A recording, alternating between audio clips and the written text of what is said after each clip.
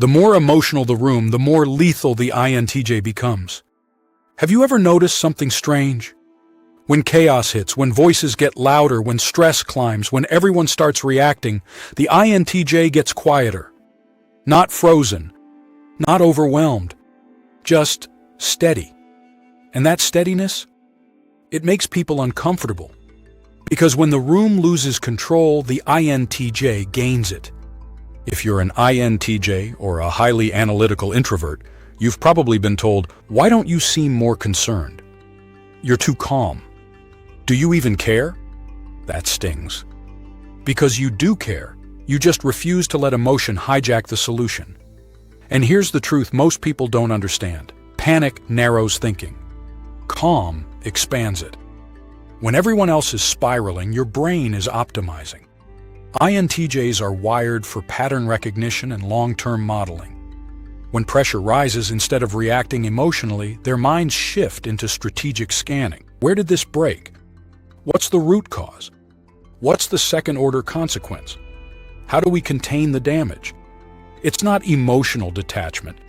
It's cognitive discipline. Most people regulate stress by sharing it.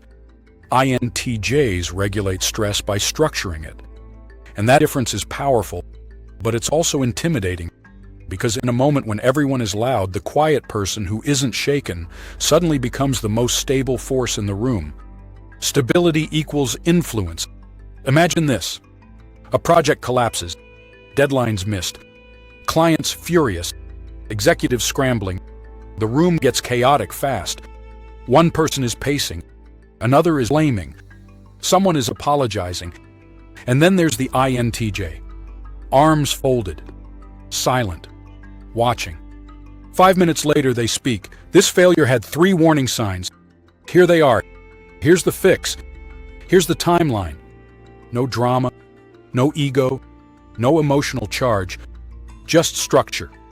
And in that moment, something shifts. Power shifts. Because when others lose composure, composure becomes authority. Here's the uncomfortable part. Emotionally sensitive people often misread calm as superiority. When someone doesn't mirror your panic, it exposes your panic. When someone isn't flustered, it highlights who is. That's why INTJ ice logic feels threatening. It's not that you're judging them. It's that your stability reveals instability.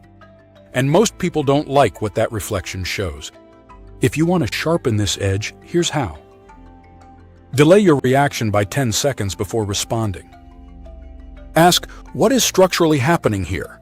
Divide feelings from consequences. Speak only when your thinking is organized. Calm is not suppression, it's precision. And precision wins. If you've ever been the calm one in the room, if you've ever felt misunderstood because you didn't panic, if you've ever watched chaos and thought, this was predictable, you're not cold. You're strategic. And in high-stakes moments, strategy outperforms emotion.